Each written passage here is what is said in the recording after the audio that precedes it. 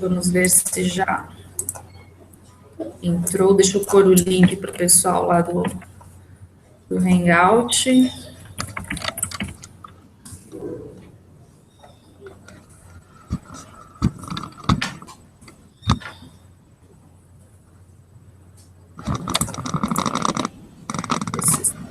Aqui.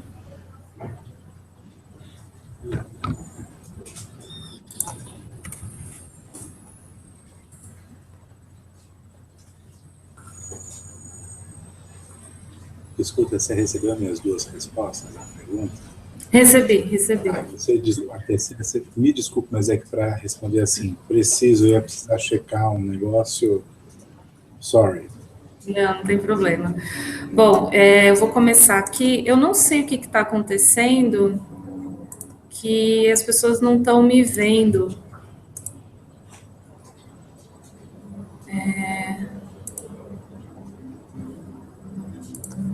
Toda vez que eu falo, não aparece a minha imagem para as pessoas.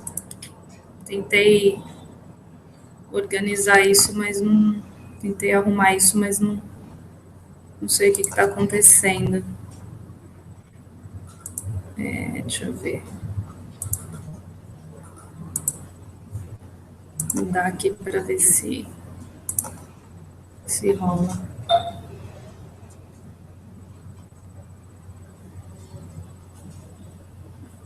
Enquanto não tem ninguém online ainda, ninguém assistindo. Agora tem gente assistindo, então agora a gente vai começar.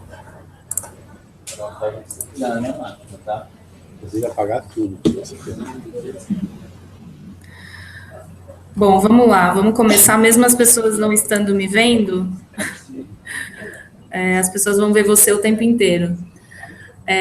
Bom, meu nome é Mônica, desculpem, vocês não estão me vendo de novo, eu juro que eu estou tentando corrigir isso. Eu sou diretora de conteúdo do SEMEC.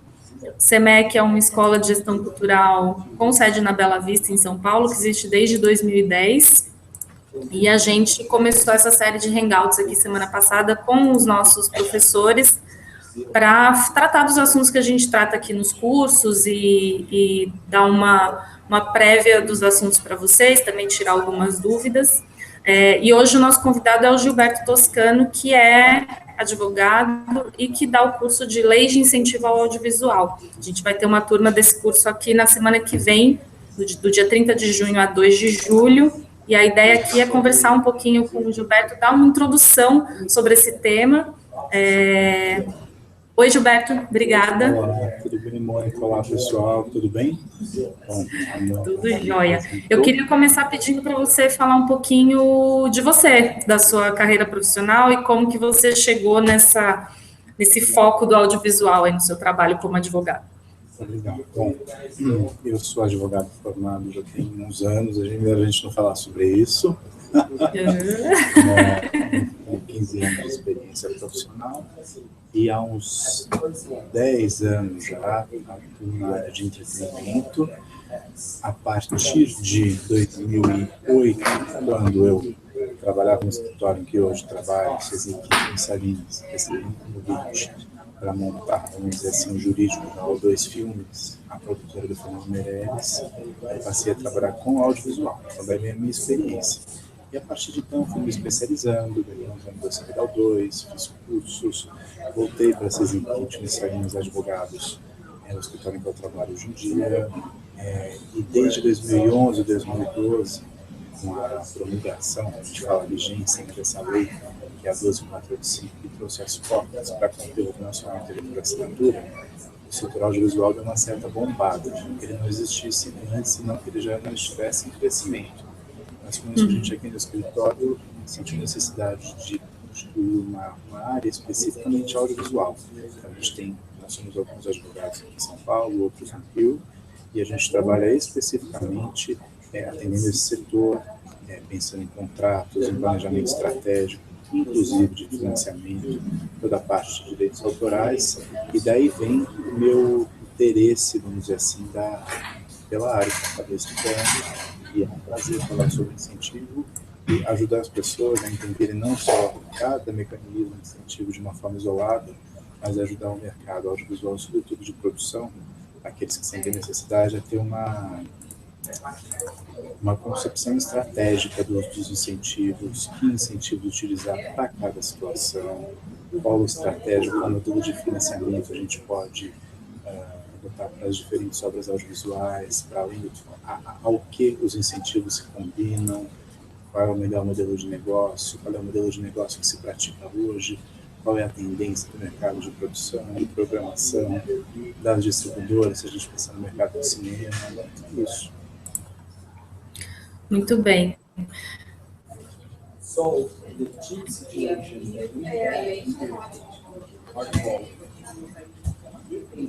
Gilberto, cortou aqui sua fala para a gente. Repita inteira. Não, tudo bem. É que eu estava vendo numa outra janela aqui. Você já finalizou. Gente, eu vou fazer algumas perguntas aqui, de novo, para quem está chegando agora. Eu sou a Mônica, diretora de conteúdo aqui do SEMEC, também editora do site Cultura e Mercado. Vocês provavelmente não estão me vendo por algum problema técnico aqui que eu não estou conseguindo resolver. Se alguém souber como eu resolvo, por favor, diga aí nos comentários. E lembrando que vocês podem e devem mandar perguntas aqui pelos comentários no YouTube, aqui embaixo, tá? Gilberto, eu vou pedir para você falar um pouquinho mais alto, porque agora no finalzinho eu perdi um pouco, acho que foi por isso que eu fiquei com essa confusão aqui, achando que você ainda estava falando e eu não estava ouvindo. A primeira pergunta que eu queria fazer tem relação justamente com a introdução do curso que a gente coloca lá no site, que assim, embora as leis de incentivo ao audiovisual sejam das mais importantes fontes de financiamento hoje no Brasil, elas ainda não foram completamente assimiladas por muitas produtoras, muita gente que está entrando nesse mercado. A que a gente pode atribuir isso? Assim? Há uma certa complicação, né, vamos dizer assim, diversas leis que em diversos momentos foram instituindo diferentes mecanismos, então a gente tem uma visão sistêmica que seja clara e funcione para a gente possa digerir, tornar orgânica e passar a processar de uma forma natural, fica difícil. Então tem uma questão, sim, de burocracia bem intencionada, de burocracia, eu acho que isso é uma coisa. E tem uma questão que é de prática, é do hábito, né? Quer dizer, a partir do momento em que você começa a lidar com isso, isso serve para produtores, advogados, para qualquer um. A partir da 10ª vez em que você começa a lidar com essa situação e você começa a perceber diferentes pessoas passando por aquelas questões, dificuldades técnicas e tal, você vai em busca de uma certa, vamos dizer assim, é um exercício de clareza, na verdade, de tornar aquele conteúdo acessível para as pessoas. Então, sim, tem uma questão de linguagem, é pouco acessível, existe uma questão de determinados mecanismos, eles ainda não são plenamente utilizados pela maioria das produtoras, simplesmente porque elas não chegam até o contribuinte que tem esse dinheiro, então elas também não imaginam como é que esse cara atua. Eu acho que são duas causas. Entendi. Qual que foi o primeiro mecanismo de financiamento audiovisual disponível no Brasil? Na verdade, se a gente pensar em cultura de modo geral, a gente começaria a falar aqui da Lei Mendonça, que é uma lei paulistana que absolutamente não funciona mais hoje em dia, mas o federal, primeiro veio a Lei Rouanet, depois da Lei Rouanet, que é um mecanismo à cultura, mas também para determinadas atividades audiovisuais, a gente teve a Lei do Audiovisual, que é uma lei de lá de 1993, e que originalmente trouxe 2 mecanismos especificamente audiovisuais. Foram os 2 primeiros de incentivo fiscal ao audiovisual. E essa lei foi sofrendo modificações ao longo do tempo, ao ponto de hoje ela ter, por exemplo, não 2, mas 4 mecanismos de incentivo fiscal ao audiovisual. Então, é um pouco aquilo que hoje foi dizendo, quer dizer, são transformações, e se a pessoa não acompanha aquilo no dia a dia, pegar todo aquele corpo de normas de uma vez fica complicado mesmo. E hoje esses 4 mecanismos que você fala são, então? Nós até temos mais mecanismos, mas a lei do audiovisual tem 4 mecanismos. Ela tem um mecanismo que é exclusivamente cinematográfico, é um mecanismo de investimento, é o artigo 1º. E no curso, ou fora do curso, caso vocês não façam curso, não se trata disso, você, antes de começar, justamente, isso é uma coisa importante também, pegar artigo por artigo, a gente tem que fazer assim, uma teoria geral do incentivo fiscal, para entender, por exemplo, que todo e qualquer dinheiro que entra na sua obra com incentivo, entra porque o sujeito que está colocando dinheiro quer alguma coisa em troca. Então a gente fala assim, a modalidade de financiamento. Esse dinheiro pode entrar como patrocínio, pode entrar como doação, pode entrar como investimento ou como coprodução. Existem diferenças. Ou seja, o que o contribuinte leva quando ele coloca o dinheiro a título de uma coisa ou de outra. No caso desse artigo, primeiro é um mecanismo de investimento, ele é exclusivo para a produção cinematográfica. Ele não funciona para obras originalmente em TV. Não quer dizer que você não possa, uma vez passada a obra em cinema, depois passar ao TV, sem problema nenhum. Mas a primeira janela, é uma das coisas que a gente fala também, é essencial para a gente optar pelo uso de um ou de outros mecanismos. Então, esse é o artigo 1º. Nós temos o artigo 1º-A, que é um artigo não de investimento, mas de patrocínio, e ele é um artigo mais abrangente. Ele pega tanto obras cinematográficas quanto obras originalmente televisivas. E depois nós temos um segundo grupo, um segundo parte. A gente tem o 1º e o 1º-A, depois nós temos o 3º e o 3º-A.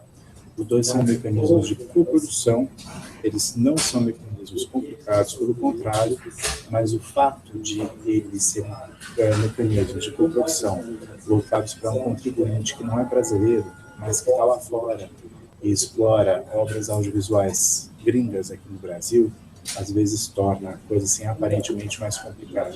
E não é verdade. É muito lógico, dá para você entender claramente a que ele se presta. E mais uma vez, esses dois mecanismos se prestam tanto para obras inicialmente cinematográficas ou inicialmente televisivas. Quer dizer que dos 4 que eu falei, um que é só cinematográfico é o artigo 1º. Entendi. Mesmo com essa... Lembrando as pessoas aí que mandem suas perguntas, eu estou fazendo perguntas bem básicas, assim, bem para quem está chegando agora, assim, não entende absolutamente nada, porque eu também sou leiga no assunto, então, se vocês tiverem perguntas mais específicas, por favor, mandem aí nos comentários. A minha dúvida, Gilberto, mesmo depois da lei do audiovisual e todos esses mecanismos, a lei Rouanet ainda é usada pelo mercado audiovisual, ou significativamente? Assim, basicamente, não. Ela é usada pelo mercado audiovisual quando eles têm projetos audiovisuais. Se você tem um festival, uma operação de acervo, maravilha.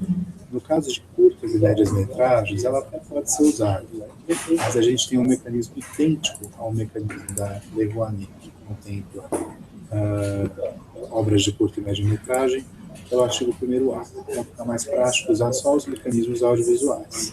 Repetindo, a lei pede que você use para esses dois casos a Lei Rouanet, mas o mercado inteiro ele tende a usar mecanismos dessa lei do audiovisual e de uma segunda lei, que é a medida provisória de 2001, que criou a Ancine. Essa medida traz outros 2 mecanismos federais.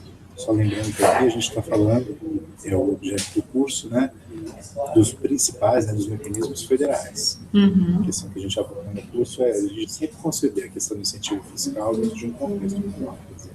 E outras fontes de financiamento são possíveis para menor.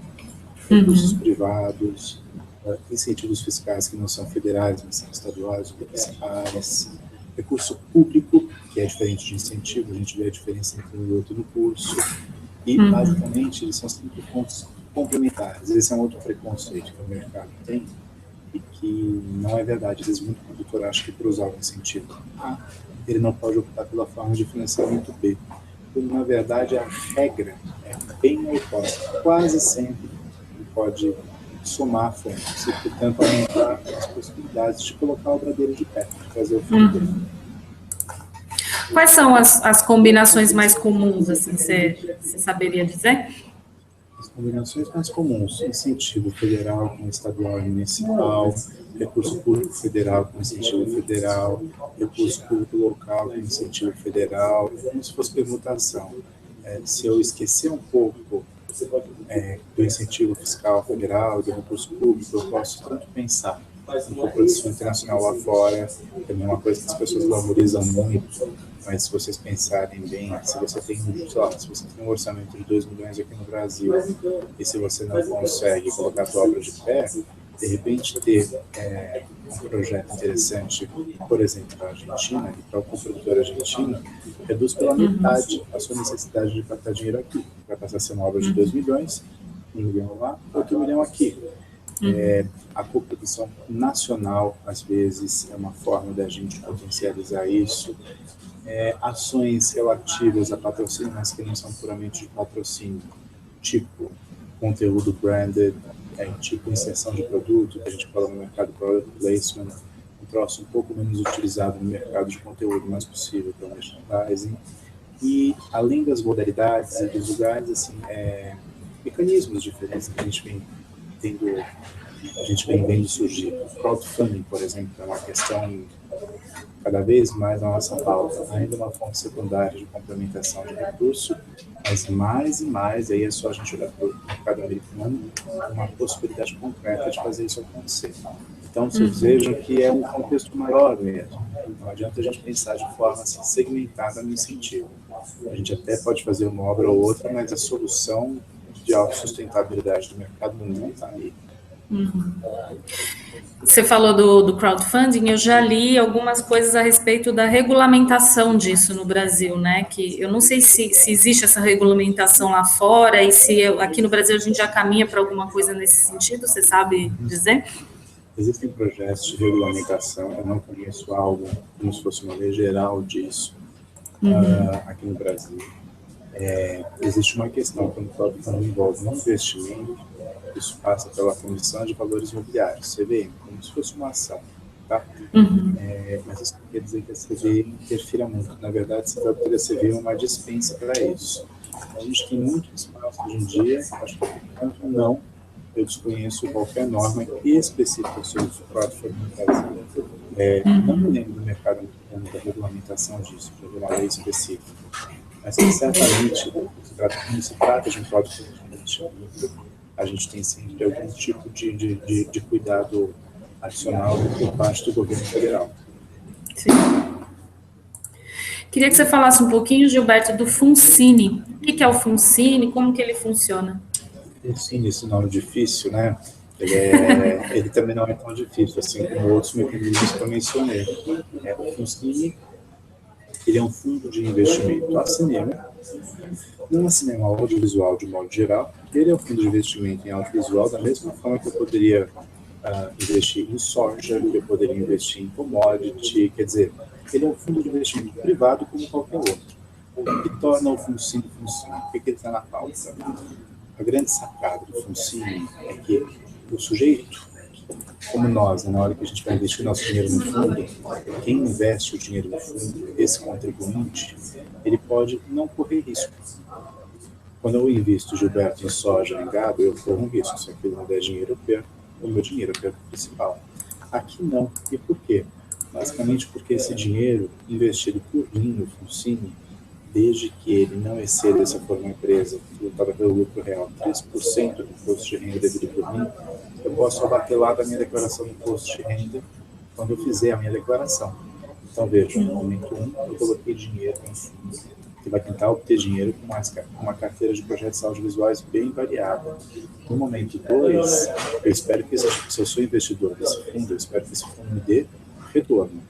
Mas mesmo que ele não me dê retorno, eu vou ter já a recuperação do valor que eu coloquei nele até o limite de 13% do IR. Por quê? Justamente porque eu abato do meu imposto de renda. É para você não correr esse risco. Então, esse é o FUNCINE. Ele tem funcionado de fato aqui? Ele funciona de fato. Existem as razões pelas quais ele não é lá uma revolução do mercado, mas se você entrar no site da CVM, Comissão de Valores Imobiliários, existe uma tabela do material do curso, mas eu acho que a tabela atualizada nos dá 11 ou 12 FUNCINEs no Brasil. Então, esses fundos existem, eles estão à disposição. O investidor do Funcine, o administrador da carteira de projetos de cada Funcine, costuma reclamar que justamente porque essa questão positiva atrelada a um fundo privado, existe um certo engessamento normativo do que ele pode, do que ele pode fazer, e isso tiraria um pouco da liberdade dele. Essa é a razão pela qual, por exemplo, a gente ouve falar no mercado de umas 2, 3 empresas, movimentos que querem fazer não fundos, mas fundos privados mesmo, sem incentivo de audiovisual. E aí eles teriam mais condições de negociar com os produtores. Mas sim, eles existem. De um lado, eles têm proatividade com qualquer carteira de procurar os projetos com o perfil deles. Mas, por outro lado, o produtor não tem o hábito de procurar por eles. Quem que administra os Funcines? Isso é o administrador de cada fundo, isso varia de caso para caso. Mas a gente sempre tem lá o nome do Funcine, a gente consegue chegar ao administrador. Mas depende, como se fosse assim, quem administra, ainda assim, fundos em sócio. A gente vai ter que pegar o fundo, levantar o telefone, etc., e verificar caso a caso quem são os administradores. Então, só para ver se eu entendi, se eu sou uma produtora audiovisual, eu tenho um projeto e aí eu quero colocar à disposição de possíveis financiadores que têm acesso a esse administrador, é isso? Na verdade, você vai colocar à disposição do próprio Funcine. Você vai bater na porta com a relação em mãos, você vai bater na porta do próprio Funcine e dizer, olha, eu tenho um projeto assim, ou eu não tenho um projeto especificamente assim, mas eu gostaria de saber de vocês qual é o tipo de projeto em que vocês investem, porque eu tenho uma carteira de projetos, eu posso apresentar alguma coisa que tenha mais a ver com o perfil editorial dos seus projetos. Mas esse é um movimento. Tá, e aí eles estão distribuídos nos estados? Como é que é isso? Você falou que são 11, né? Eles são federais, então eles podem estar em qualquer lugar, e por razões que todos nós sabemos, eles tendem a estar mais concentrados aqui, né, no Rio de Janeiro e São Paulo, onde todo o audiovisual está concentrado, né? Mas eles poderiam estar no Acre, em São Paulo, no Rio Grande do Norte e no Rio do Sul. Você falou disso, eu lembrei no Hangout que a gente fez semana passada com o Luca Paiva Mello sobre desenvolvimento de séries para a TV, surgiu muito essa questão da centralização, né, mas assim, da centralização dos recursos mesmo, né, algumas pessoas da região norte, da região nordeste, comentando que era difícil, né, que acabava que o dinheiro estava mais aqui mesmo, eu tenho que ir para São Paulo e para o Rio, então, para apresentar meus projetos e tal. No caso das leis do audiovisual, das leis de incentivo ao audiovisual, a gente percebe essa concentração também? Ou consegue ser mais... Não, isso acompanha o mesmo perfil, existe essa simetria, tanto é que quando a gente fala não de incentivo, mas de recurso puro, que na essência é diferente, das ações do governo federal, para tentar corrigir ou amenizar, vamos dizer assim, essa concentração. Em contas mínimas, dizendo que um percentual mínimo de determinado valor precisa ser gasto com projetos propostos pela região do Nordeste, Norte, Centro-Oeste, ou mesmo dentro da região Sudeste, do estado de Minas e Espírito Santo. Né? Então, sim, o governo tem essa preocupação, essa consciência, e isso é bem pronunciado hoje quando se trata de incentivo fiscal. O produtor não tem muito o que fazer, né, nesse sentido, ou tem? Eles têm alternativas. Eu acho que, por um exemplo, se ele tem um projeto, se o produtor está no ar, ele tem um projeto brilhante de audiovisual, a gente fala disso curso, mas a coprodução nacional, ou seja, procurar uma outra produtora brasileira independente, maior do que você, com maior capacidade de articulação, de interação com esses players contribuintes, é uma alternativa. E se você consegue emplacar um modelo desse, você, além de conseguir realizar a sua produção, no segundo momento, você tem o seu nome como coprodutor em um filme já com uma projeção nacional maior, e talvez seja mais fácil, na segunda vez, você que não está naquela região, mas que tem um produto que circulou por aquela região, conseguir vender o seu peixe, captar incentivo para esses contribuintes. Então, existem alguns meios hábeis para a gente ir contornando isso, mas sem dúvida é uma situação que a gente tem no Brasil, sim, de assimetria. Uhum. Lembrando que as pessoas podem mandar perguntas aqui pelo chat do YouTube. Meu estoque de perguntas já está acabando, então vocês mandem aí suas perguntas se vocês quiserem que o Gilberto continue por aqui. Eu queria voltar a falar um pouquinho de fundos, você estava explicando do Fundcine, falando de fundos, e eu lembrei que por exemplo, a SPCine tem trabalhado no sentido de criar fundos, acho que a Rio Filme também, não tenho certeza, tem tido esse movimento, assim, né, para criar. Sim. Eu não sei se são esses os privados que você falou, se são fundos públicos, né, da mesma forma que o Fundo Setorial é um fundo público. Não se trata de incentivo fiscal, mas de fundo público puro. E a gente percebe esse movimento tanto de incentivo fiscal, quanto em se tratando de recurso público puro. Então, se eu olho para o estado de São Paulo, por exemplo, a gente tem a criação da SPCine que vem a cabo da experiência bem-sucedida da Rio Filme. Ali você não tem incentivo fiscal, não é renúncia fiscal do município de São Paulo, é dinheiro público mesmo na origem. E existem ditados específicos tratando da produção, da distribuição. E aí, quando você olha para o estado de São Paulo, você identifica não recurso público, mas incentivo fiscal. A gente tem o PROAC, né, baseado na renúncia do estado de São Paulo ao ICMS. Desculpe. Mas ele é cultural, mas ele também é audiovisual. Se você olhar lá o rol de segmentos, né, beneficiados por ele, o audiovisual, cinema, TV, programa, estão beneficiados ali. São valores menores, mas também são oportunidades que o produtor não deve subaproveitar, ele deve pensar em todas. E falando em oportunidades, e também voltando um pouquinho àquela história das coproduções que você estava falando, também soube recentemente, mas os produtores que estão no mercado já devem saber, que existe um artigo também que trata de incentivo fiscal aos canais internacionais, né, no Brasil, que é para produção independente. Queria que você falasse um pouquinho disso. Claro, esses incentivos estão na lei do audiovisual. Eles são basicamente os artigos 3º-A e 39. Eles fazem parte daquele timezinho de artigos que eu disse que aparentemente são complicados para o produtor que os lê pela primeira vez, mas que na verdade não são tão complicados. Então, por um exemplo, se eu estou num canal, né, internacional de televisão por assinatura, e se eu transmito a minha grade de programação, como a maioria dos canais Fox, Turner, Discovery, Viacom, etc., para cá, canais esses que a gente consome lá nos nossos pacotes, quando a gente assina a NET, a Sky, a GVT, a Oi, esses distribuidores basicamente funcionam da seguinte forma, gente. Esses distribuidores, vamos pegar, por exemplo, a NET, ela está pagando, por um exemplo, para a Fox. Para quê?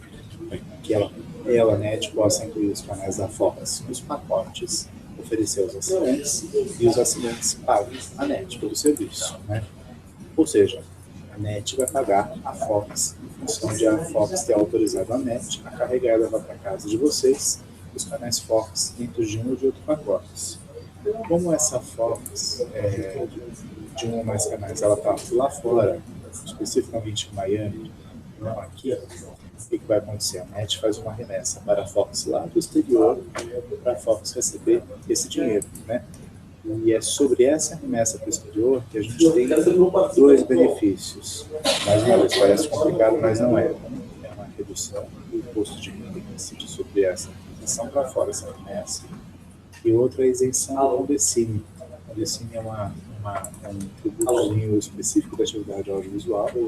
E essas programadoras internacionais, a programadora é o nome que a gente dá à empresa que tem mais canais de televisão por assinatura, essas programadoras ficam isentas do Fundcine desde que elas destinem uma parte do imposto de renda que elas normalmente pagariam ao receber essa remessa lá da NET, no nosso exemplo, para a Fox, em obras audiovisuais independentes das obras de vocês.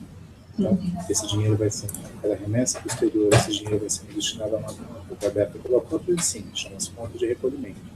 E aí, a Fox, assim como qualquer outra programadora, tem um prazo determinado para indicar qual ou quais projetos audiovisuais independentes ela quer coproduzir com esses recursos. O projeto de vocês pode ser um deles. Muito bem.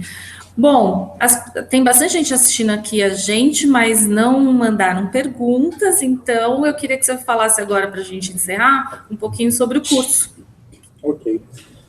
Ele é um curso que originalmente, bom, já não é nem a primeira nem a segunda vez que a gente faz, felizmente, o que é que ele tem conteúdo e que ele vem sendo útil, vem servindo as pessoas de uma forma prática a entender como utilizar esses mecanismos da melhor forma possível.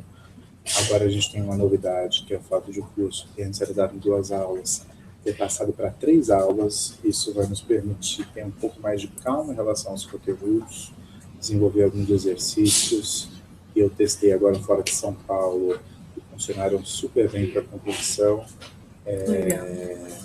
Eu acho que ele está bacana nessa forma de 3 horas. Vocês vão ver por A mais B e, desculpa, esse módulo de 3 aulas, de 3 horas cada. Que às 9 horas vão dar para vocês mais calma, sem ser enrolação de forma nenhuma, para terem uma visão integrada e um pouco mais prática e reforçada com exercícios desses mecanismos de incentivo fiscal. Mais uma vez, eles em si e eles em combinação com as outras possíveis formas de financiamento que a gente vê por aí. A gente tem alguns exemplos dessa vez, existem 1 ou 2, nesse material que eu estou finalizando agora, exemplos de produções bem-sucedidas que, como é que elas fizeram, que tipo de financiamento elas foram feitas, existe um tópico específico relativo a tendências de mercado. Então eu acho que é um curso bacana. Enfim, eu recomendo.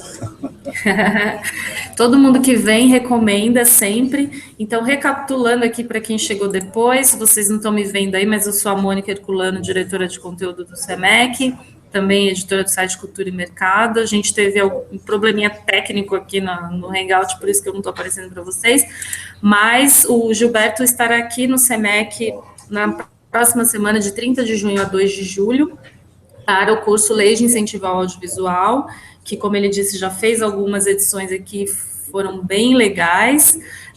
Então, se você assistiu aí, a gente ficou com vergonha de perguntar, ou então tem algumas questões muito específicas, ou de fato também esse papo aqui é muito rápido e você precisa de mais tempo e mais detalhes. Ele vai explicar tudo na semana que vem aqui. Então, veja lá no site redesemec.com.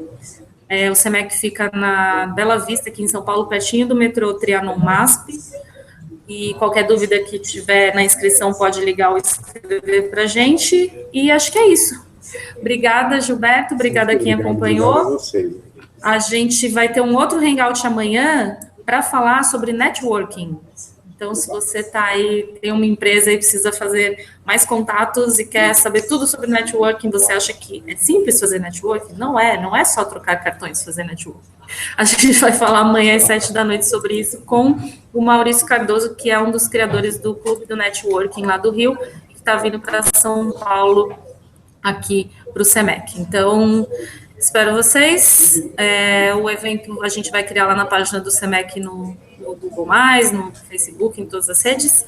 Obrigada, Gilberto. Até semana que vem. Obrigada. Até semana que vem. Tchau, gente.